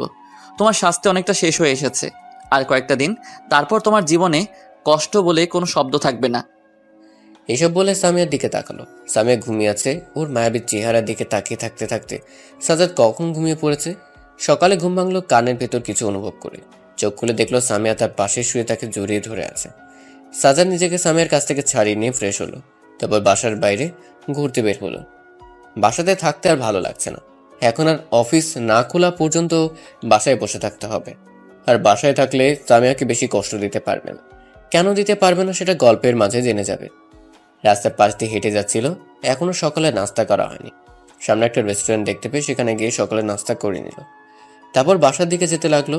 বাসার দিকে ফিরে যাচ্ছিল এমন সময় সামিয়ার ফোনটা রিসিভ করতে অভ্যাস থেকে সামিয়া রাগী কণ্ঠে বলতে লাগলো, ওই সকাল সকাল কোথায় গিয়েছো? হ্যাঁ, আজকে ঘুম থেকে উঠতে একটু দেরি হয়ে গিয়েছে, তাই তুমি বাসা থেকে হাও হয়ে গিয়েছো। তাড়াতাড়ি বাসায় এসো, তোমার জন্য খাবার বানিয়ে নিয়ে অপেক্ষা করছি। আমি রাস্তায় আছি, বাসাতেই আসছি। ঠিক আছে, তাড়াতাড়ি বাসায় আসো। সাজাদ আর কিছু না বলে কলটা কেটে দিল। একটু পর বাসায় দরজার কাছে এসে কলিং বেল বাজাতেই সামিয়া দরজা খুলে দিয়ে বলতে লাগলো, সকাল সকাল কোথায় গিয়েছিলে? একটু হাঁটতে বের হয়েছিলাম। তোমার জন্য নাস্তা রেডি করেছি, তাড়াতাড়ি এসে খেয়ে নাও। আমি নাস্তা করব না, বাইরে থেকে নাস্তা করে এসেছি। এটা শুনে সামিয়া কিছু বলল না, চুপচাপ সেখান থেকে চলে গেল। এভাবে কেটে গেল 2 দিন। এই 2 দিনে সামিয়াকে অবহেলা ছাড়া আর কিছুই করেনি সাজ্জাদ। সে একবার গায়ে হাত দিয়েছিল, তারপর থেকে আর দেয়নি। আজকে 1 তারিখ সকালে সামিয়ার ঘুম থেকে ওঠার আগেই সাজ্জাদ ঘুম থেকে উঠল। তারপর ফ্রেশ হয়ে অফিসের জন্য রেডি হয়ে অফিসে চলে এলো। যখন বাসা থেকে বেরোচ্ছিল তখন সামিয়া ঘুমিয়েছিল, যার ফলে সামিয়া বুঝতে পারেনি কখন বাসা থেকে বের হয়েছে। সাজ্জাদ অফিসে বসে কাজ করছিল, তখন 9টা বাজে। হঠাৎ সামিয়ার কলটা রিসিভ করতেই ফোনের ওপাশ থেকে সামিয়া বলতে লাগলো, হ্যালো, কোথায় তুমি? অফিসে কাজ করছি। ও, আজকে তোমার অফিস আছে, এটা আমাকে বলবে না? আমি তোমার জন্য নাস্তা বানিয়ে দিতাম, সকালবেলা না খেয়ে চলে গেলে। তার দরকার নেই, আমার অফিসের একজন কলিগ নাস্তা দিয়ে এসেছিল, তার কাছ থেকে খেয়ে নিয়েছি। তোমার কলিগটা ছেলে নাকি মেয়ে? তার নাম মায়া। এখন তুমি বুঝে নাও সে ছেলে নাকি মেয়ে। আমার হাতে সময় নেই, অনেক কাজ বাকি আছে, সেগুলো করতে হবে, তাই কথা বলতে পারবো না। বাই। এটা বলেই সাজ্জাদ কলটা কেটে দিল। আজকে সামিয়াকে মিথ্যা বলল, যেন সে কষ্ট পায়, কারণ কোনো মেয়ে কলিগের সাথে পরিচয় নেই যে তাকে সকালে নাস্তা বানিয়ে এসে খাওয়াবে। এই অফিসে এতদিন ধরে কাজ করে ম্যানেজার বাদে আর কাউকে চিনে না। কথাগুলো সামিয়াকে কষ্ট দেওয়ার জন্য বলেছে। অবশ্যই 3 দিনে সামিয়া অনেকটা অবহেলা পেয়েছে, যেটা বলার মতো না। যা দিতে চেয়েছিল তার চেয়ে বেশি দিয়ে ফেলেছে। এখন ভালো একটা সময় বুঝে সামিয়াকে সব ঘটনা খুলে বলবে। আর এদিকে একদিন হয়ে গেছে মীরার পরিবার নতুন শহরে শিফট হয়ে গিয়েছে। তারা এখানে তেমন কাউকে চিনে না, তাই একটু কষ্টে আছে। আবার মীরার জন্য সবচেয়ে ভালো হয়েছে, কারণ সে তার জীবনটা নতুন করে শুরু করতে পারবে। আগের অতীতটা তার পিছু করতে পারবে না। আজকে মীরার আব্বুর অফিসের প্রথম দিন, অথচ প্রথম দিনই তিনি দেরি করে ফেলেছেন। অফিস টাইম সকাল 9টা, উনি 9:15 দিকে অফিসে প্রবেশ করেছেন। ওনার কাঁধে একটা ব্যাগ, তার ভেতর ওনার জরুরি সব কাগজপত্র, যেগুলো দিয়ে অফিসে জয়েন করবে। অফিসে প্রবেশ করে পিয়নের সাহায্যে ম্যানেজারের কেবিনে খুঁজে বের করে ম্যানেজারকে গিয়ে নিজের কাগজপত্র দেখালেন। ম্যানেজার সব চেক করে বলল, হ্যাঁ, আপনি আজ থেকে জয়েন করে ফেলুন, তবে আমাদের এখানে কাজের নিয়মটা একটু ভিন্ন, তাই আপনাকে একটু বুঝিয়ে দেওয়া হবে। বাকিটা আপনার নিজের করতে হবে, আর বেশি সমস্যা হলে আমি অথবা অফিসের কাউকে বললেই তারা হেল্প করে দিবে। জি স্যার। আপনি এখানে বসুন, আমি একটা ছেলেকে ডেকে পাঠাচ্ছি, ছেলেটা আপনাকে কাজ বুঝিয়ে দিবে, আপনি সেই অনুযায়ী কাজ করবেন, তাতেই হবে। এটা বলেই ম্যানেজার সাহেব পিয়ন সাহেব সাহায্যে অফিসের একটা ছেলেকে ডেকে পাঠালেন। একটু পর ছেলেটা ম্যানেজারের কেবিনে এসে বলল, আপনি নাকি আমাকে ডেকেছেন? হ্যাঁ, এইদিকে আসুন, এই লোকটাকে একটু কাজ বুঝিয়ে দিতে হবে। ছেলেটা ভেতরে প্রবেশ করে মীরার আব্বুর দিকে তাকালো। মীরার আব্বু ছেলেটার দিকে তাকালো। ছেলেটাকে দেখে মীরার আব্বু বলে উঠলেন, সাজ্জাদ, তুই তুই এখানে কি করিস? হ্যাঁ, আপনারা ঠিকই পড়েছেন, ছেলেটা আর কেউ না, ছেলেটা হলো সাজ্জাদ। আর মীরার আব্বু যেখানে এসেছেন সেটা হলো শহীদুল ইসলামের অফিস। মীরার আব্বু শহীদুল ইসলামের অন্য একটা শাখায় কাজ করতেন, আর সাজ্জাদ যেটা করতো সেটা ছিল প্রধান শাখা। মীরার আব্বুকে প্রধান শাখায় ট্রান্সফার করে দেওয়ার ফলে আজ দুজনের দেখা হয়েছে। সাজ্জাদ নিজের খালুকে এখানে দেখে যতটা খুশি হয়েছে তার থেকে বেশি ওর রাগ হচ্ছে, কিন্তু এখন অফিসে আছে তাই সবার সামনে নিজের রাগটাকে দেখাতে পারছে না। কোনো রকমে নিজের রাগকে নিয়ন্ত্রণে রেখে ম্যানেজারকে বলল, আপনি আমায় ডেকেছেন কেন? ম্যানেজার মীরার আব্বুকে দেখিয়ে বলল, ওনাকে কাজ বুঝিয়ে দিতে হবে। আমি ওনাকে কাজ বুঝিয়ে দিতে পারবো না, আপনি অন্য কাউকে বলুন। আর আমি বাসায় যাচ্ছি, আজকে ভালো লাগছে না। সাজ্জাদ এটা বলে কেবিন থেকে বের হয়ে ডেস্কে গিয়ে ব্যাগটা নিয়ে বাসায় চলে এলো। আজকে তার খালুকে নিজের সামনে দেখতে পারবে এটা সে ভাবেনি। রিক্সা করে বাসার দিকে যাচ্ছে আর মনে মনে ভাবছে খালু এখানে এসেছে, মানে মীরা এবং খালা মনে এসেছে, কিন্তু তারা নিজের বাসা রেখে এখানে এলো কি কারণে? মীরাকে নিয়ে কোনো সমস্যা হয়েছে নাকি? আর হলেও কি, তাদের সাথে আমার কোনো সম্পর্ক নেই, তাই এই বিষয়ে মাথা ঘামিয়েও কোনো লাভ নেই। মীরার আব্বু সাজ্জাদের এমন ব্যবহারে অনেকটা অবাক হয়েছে। ওনার সাথে ম্যানেজার সাহেবও অনেকটা অবাক হয়েছে। কি কারণে এমনটা করলো সেটা জানার জন্য ম্যানেজার সাহেব বললেন, আপনি কি সাজ্জাদকে চিনেন? হ্যাঁ, আমি সাজ্জাদের খালু। তাহলে আপনাকে দেখে এভাবে চলে গেল কেন?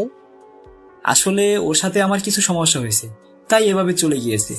আচ্ছা, আপনারা সমস্যার সমাধানটা করে নিন, তাতেই ভালো হবে। আচ্ছা, সাজ্জাদ এখানে কি করে? উনি এখানে কাজ করে, তার সাথে এই কোম্পানির যে মালিক তার একমাত্র মেয়ের স্বামী। ম্যানেজারের কথা শুনে মীরার আব্বু কি বলবে ভেবে পাচ্ছে না। সাজ্জাদের ভাগ্য এভাবে খুলে যাবে উনি ভাবতে পারেনি। সাজাদ এখন কোথায় থাকে সেটা কি জানেন? হ্যাঁ, উনি স্যারের বাসাতেই থাকে। ও, বলার জন্য ধন্যবাদ। হ্যাঁ, এখন চলুন, আপনাকে কাজটা বুঝিয়ে দেয়। ম্যানেজার সাহেব মীরার আব্বুকে কাজ বুঝিয়ে দিল। মীরার আব্বু এই কাজটা আগেও কয়েকবার করেছে, তাই বুঝতে তেমন অসুবিধা হয়নি। কাজ বোঝার পর পিয়ন ওনাকে নিজের ডেস্কে দেখিয়ে দিলেন। তিনি সেটাতে বসে কাজ করতে লাগলেন এবং মনে মনে বললেন, কালকে স্যারের বাসায় গিয়ে সাজাতের সাথে দেখা করতে হবে, তার সাথে ওর কাছে ক্ষমা চাইতে হবে। মীরাকেও সাথে করে নিয়ে যাব, শুধু আজকের দিন পার করি, তারপর কালকে যাব। এতদিন পরে সাজ্জাদের দেখা পেয়ে মীরার আব্বু অনেকটা খুশি হয়েছেন। তার থেকেও বেশি খুশি হয়েছেন এটা শুনে যে সে বিয়ে করেছে। কালকে তার সাথে দেখা করে সব ঝামেলা শেষ করে নতুন জীবন শুরু করবে। এদিকে প্রচন্ড রাগী মাথা নিয়ে সাজ্জাদ বাসায় এলো।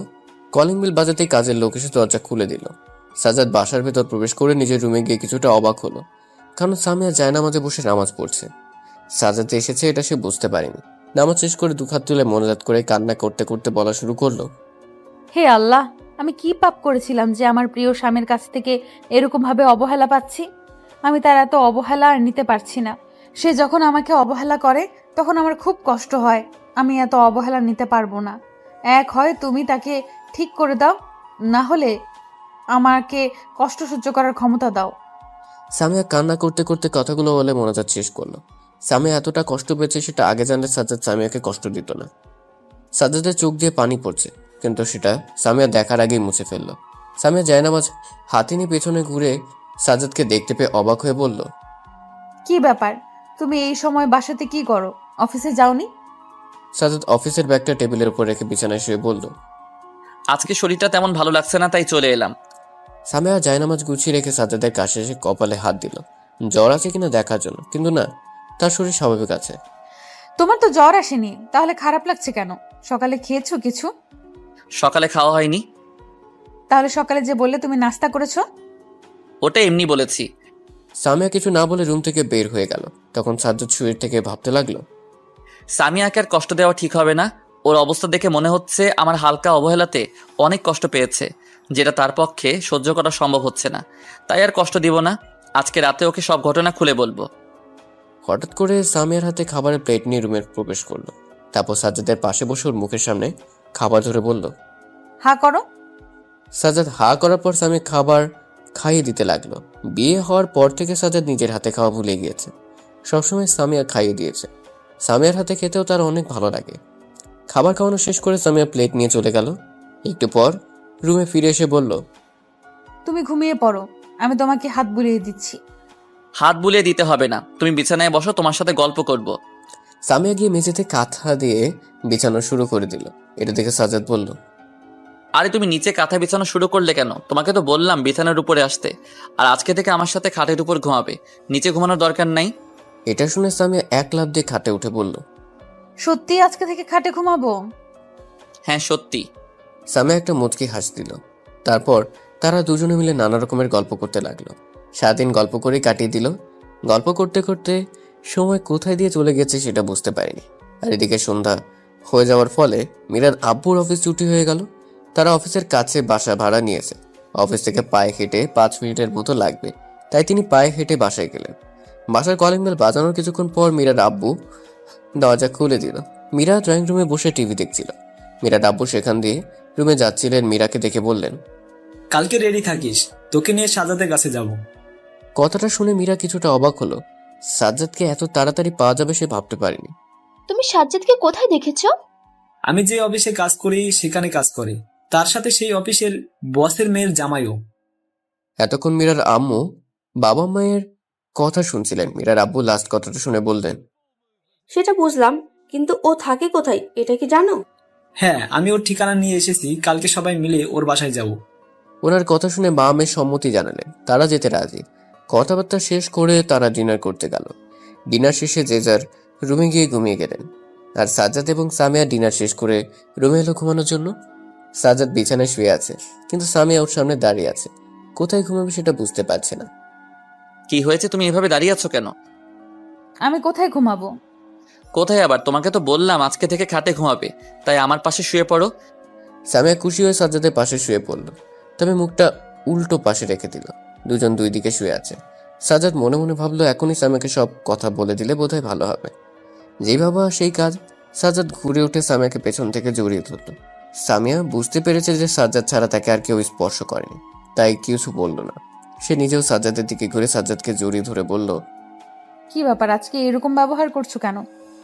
এইরকম ব্যবহার অনেক আগে থেকে করতাম, কিন্তু এতদিন ইচ্ছে করে তোমাকে শাস্তি দিয়েছিলাম, তাই করিনি। সামিয়া সাজ্জাদকে আরো কিছুটা শক্ত করে জড়িয়ে ধরলো, তারপর বলল, দেখো, আমার ভুল হয়েছে সেটা আমি জানি। তুমি আমাকে শাস্তি দিয়েছো, এটা তো আমার ভালো শিক্ষা হয়েছে। কথা দিলাম আজকের পর থেকে কারোর সাথে এমন ব্যবহার করব না।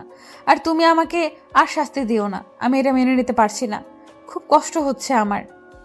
আর কষ্ট পেতে হবে না, আজ থেকে তোমার সকল কষ্ট শেষ, সুখের দিন শুরু। সারা রাত তারা একে অপরকে জড়িয়ে ধরে শুয়েছিল। সামিয়া তো সাজ্জাদের বুকের উপর ঘুমিয়েছে। পরদিন শুক্রবার ছিল, যার জন্য অফিস বন্ধ ছিল, তাই সাজ্জাদের ঘুম থেকে একটু দেরিতে উঠতে চেয়েছিল, কিন্তু সামিয়ার জন্য ঘুমটা হলো না। চোখটা খুলে কিছুটা বিরক্তের সঙ্গে সামিয়াকে বলল, কি হয়েছে, সকাল সকাল ডাকছো কেন? আমার সাথে কে দেখা করতে আসছে?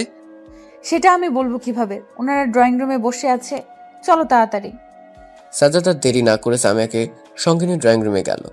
ঘুমের ঘোর এখনো ভালোভাবে কাটেনি, তাই ঘুম ঘুম চোখে ড্রয়িং রুমে যাওয়ার পর কেউ একজন সাজ্জাদের পা জড়িয়ে ধরে। সাজ্জাদ নিজের চোখটা ভালো করে মুছে পায়ের দিকে তাকায়, দেখে মীরা তার পা ধরে আছে এবং কান্না করতে করতে বলছে, আমাকে ক্ষমা করে দে, আমি অনেক বড় ভুল করেছি। পাশে সামিয়া দাঁড়িয়েছিল।